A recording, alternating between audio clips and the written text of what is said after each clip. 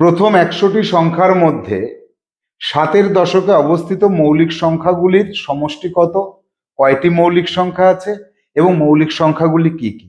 ৭১, ৭৩, ৭৯, তিনটে রয়েছে। এদের সমষ্টি যদি করতে বলা হয় ২২৩। তো এইভাবে আমরা দেখব যে নিশ্চিত নবোদয় বই থেকে আমরা কিভাবে জওহর নবোদয় বিদ্যালয় প্রবেশিকা পরীক্ষার জন্য সম্পূর্ণ প্রস্তুতি নিতে পারি।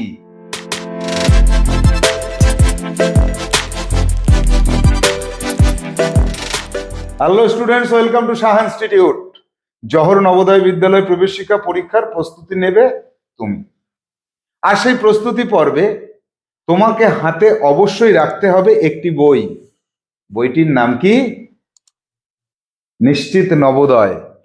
অর্থাৎ এই বইটি তোমার হাতে থাকার অর্থ তুমি নবোদয় বিদ্যালয় প্রবেশিকা পরীক্ষার গণিতের সিলেবাসের বেসিক বইটি পেয়ে গেছো। আর এই বইয়ের হেল্প নিয়ে তুমি নবোদয় বিদ্যালয় প্রবেশিকা পরীক্ষার হলে যত অঙ্কই আসুক না কেন সব অঙ্ক তুমি কমন পেয়ে যাবে। তো এইখানে এই বইয়ের আমরা শুরু করব ১ নম্বর ক্লাস থেকে শুরু করে যতগুলি ক্লাস হবে প্রতিটি ক্লাস যদি তুমি ঠিকভাবে অ্যাটেন্ড করতে পারো তাহলে এই বইয়ের কোনো অঙ্ক তোমার কাছে অসুবিধাজনক বলে মনে হবে না এবং সব অঙ্ক তুমি পারবে। আর সেই সঙ্গে পরীক্ষার হলে গিয়ে সব অঙ্কের অ্যান্সার তুমি করে আসতে পারবে। নিশ্চিত নবোদয় বইয়ের ২৭টি চ্যাপ্টার আমরা পরপর ক্লাস অনুযায়ী অঙ্কগুলোকে দেখে নেব এবং তার সমাধান কৌশল দেখে নেব হোয়াইট বোর্ডের সাহায্যে। চ্যাপ্টারে প্রবেশ করার আগে আমাদের আগে জানতে হবে যে মুখস্থ রাখো, এই মুখস্থ করে রাখো বিষয়বস্তুগুলো কি কি রয়েছে এবং সেগুলি সম্পর্কে তোমার সম্পূর্ণ ধারণা এবং মুখস্থ দুটো যদি থাকে তাহলে পরীক্ষার হলে গিয়ে তুমি এক্সট্রা বেনিফিট পাবে। পরীক্ষার হলে অনেক কম সময়ের মধ্যে অনেক কঠিন ও জটিল সমস্যার সমাধান তুমি করতে পারবে। সেক্ষেত্রে আজ থেকে এই বইয়ে যে বিষয়গুলি আমি বলবো সেগুলিকে তুমি সর্বদাই মুখস্থ করে রাখবে। দেখো, প্রথমে আছে বর্গ এবং ঘন।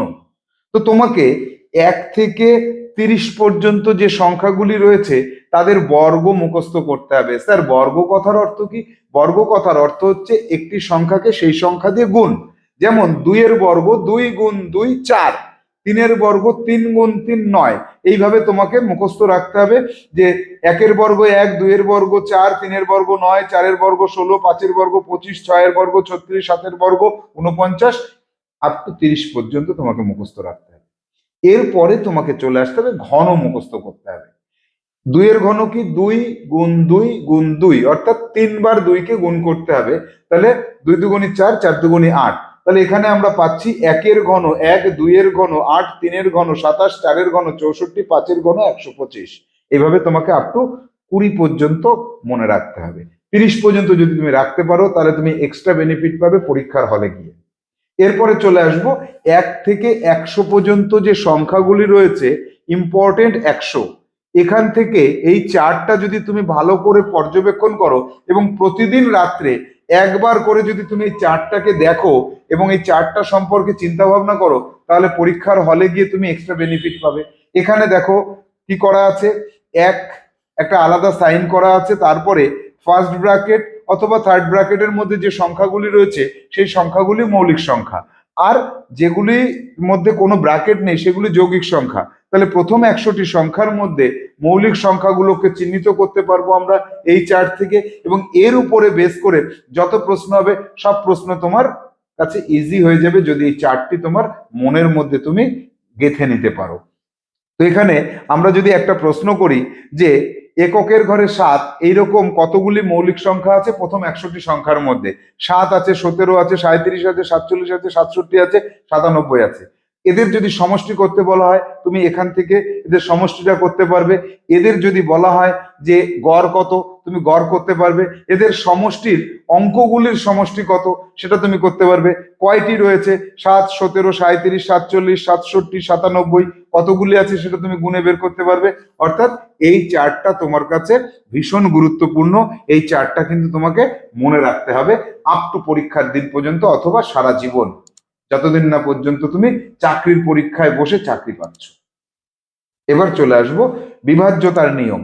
এখানে বিভাজ্যতার উপরে কতগুলি নিয়ম করা রয়েছে। কি 2 দ্বারা বিভাজ্যের নিয়ম কি, সংক্ষেপে নিয়মগুলিকে এখানে বোঝানো রয়েছে। পরীক্ষায় কিন্তু এই নিয়মের উপরে প্রশ্ন আসে, সরাসরি নিয়মের উপরে বা নিয়মের উপর বেস করে অন্য অঙ্ক আছে, শূন্যস্থান পূরণ করো বা অন্য যে কোনো অঙ্ক আসতে পারে, যেটা আমরা পরবর্তীতে স্টেপ বাই স্টেপ জানতে পারবো কোন ধরনের সমস্যা এই বিভাজ্যতার নিয়মের উপরে আসতে দেখা যায়। এই বিভাজ্যতার নিয়মটা তোমার পুরো মুখস্থ রাখতে হবে। এরপরে চলে আসবো আমরা যে কিছু বিষয় আমাদের মনে রাখতে হবে, যেমন অজানা রাশিকে 100 টাকা ধরে সমাধান করতে হয়। টাকার ক্ষেত্রে যদি আসে 100 টাকা ধরে যদি তুমি সমাধান করো তাহলে তোমার সমাধান কৌশলটা অনেকটা ইজি হয়ে যাবে। শতকরার অঙ্কে সবসময় 100 ধরে যদি সমাধান করো তাহলে এক্সট্রা যে খাটনি, সেই খাটনিটা তোমাকে করতে হবে না, যেগুলো পরবর্তীতে আমরা শতকরা চ্যাপ্টারে জানতে পারবো। এরপরে কি আছে, কিছু টাকা তার নিজের 100%, যেমন 20 টাকার কত পার্সেন্ট, 100%। এই বিষয়গুলোকে আমরা চ্যাপ্টারে যখন প্রবেশ করব তখন আরো ভালোভাবে বুঝতে পারবো। এখন শুধু তুমি জেনে রাখবে যে বিভাজ্যতার নিয়মের উপরে যে মুখস্থ করার বিষয়টা রয়েছে সেটাকে তোমার মনে রাখতে হবে। এরপর কিছু গুরুত্বপূর্ণ গাণিতিক সূত্র, প্রতিটা চ্যাপ্টারের সম্পর্কে যতগুলো সূত্র আমাদের দরকার সেই সূত্রগুলোকে এখানে লিপিবদ্ধ করা আছে চ্যাপ্টার ওয়াইজ। এই চ্যাপ্টার ওয়াইজ এই সূত্রগুলোকে তোমার মনে রাখতে হবে। যেমন ধরো 2024 সালে একটা প্রশ্ন এসেছিল, একটা সমীকরণের অঙ্ক এসেছিল কিন্তু ছবি আঁকা ছিল। টোটাল যে কোণ, দুটো সরল রেখা যখন এরকম মিলিত হয় টোটাল কোণ কত হয়, 360 ডিগ্রি। এটা তোমার জানতে হবে। তাহলে তুমি এই 360 ডিগ্রি থেকে কত বিয়োগ করব, কত যোগ করব, বিভিন্ন রকমের সমস্যা আসতে পারে। তো সেই জায়গায় তোমাকে জানতে হবে যে এইরকম দুটো সরল রেখা একে অপরকে স্পর্শ করলে টোটাল যে কোণ হয়, বা বৃত্ত যেটা, বৃত্তের কোণের মান হচ্ছে 360 ডিগ্রি। এটা আমাদের জেনে রাখতে হবে। এরকম এই ক্যালেন্ডার সমস্যা বলো, প্রত্যেকটা চ্যাপ্টারের উপর বেস করে এখানে যে সূত্রগুলো দেওয়া রয়েছে সূত্রগুলোকে তোমার মনে রাখতে হবে, এবং প্রতিটা সূত্র যেন তুমি একদম নির্ভুলভাবে মনে করতে পারো ওই চ্যাপ্টারের ওই অঙ্কগুলো করার জন্য। তারপর চলে আসবো ভিত্তিমূলক অধ্যায়, অর্থাৎ জওহর নবোদয় বিদ্যালয় প্রবেশিকা পরীক্ষার শুরুর আগে, মানে তুমি চ্যাপ্টারে প্রবেশ করার আগে তোমাকে একটু ওয়ার্ম আপ করে নিতে হবে। যেমন আমরা যখন কনসেন্ট্রেশন বৃদ্ধির জন্য আমরা যে যোগাসন করে থাকি, যে যোগাসনটা আমাদের শাহ ইনস্টিটিউটে পাঠরত সকল ছাত্রছাত্রীকে পড়াশুনো করার আগে এটা করে নিতে হয় কনসেন্ট্রেশন বাড়ানোর জন্য।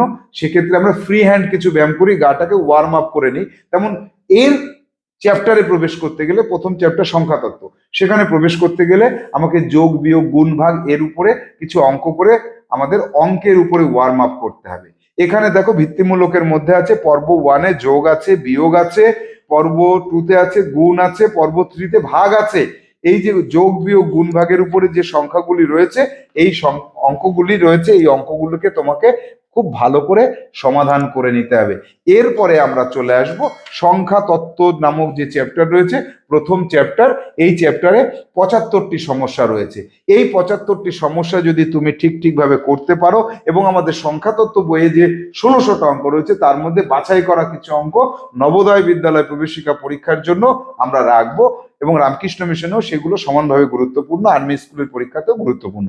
তো সংখ্যা তত্ত্ব চ্যাপ্টার সম্পর্কে এখানকার 75টি অঙ্ক করলে মোটামুটি পরীক্ষায় সব অঙ্ক কমন পাওয়া যায়। তো আমরা সরাসরি চ্যাপ্টারে প্রবেশ করব। সংখ্যা তত্ত্ব চ্যাপ্টারে যখন প্রবেশ করব তখন এই 75টি অঙ্ক সম্পর্কে আমরা জেনে নেব বিস্তারিতভাবে, ভালো করে বুঝে নিতে হবে। তাহলে নিশ্চিত নবোদয় বইয়ের আমরা চ্যাপ্টারে প্রবেশ করার আগে যে বিষয়গুলিতে আমাদের মনোনিবেশ করতে হবে সেটা ভালো করে বুঝতে পারলাম। পরবর্তী ক্লাসে আমরা চ্যাপ্টার 1 থেকে পরপর করে অঙ্ক করতে শুরু করব।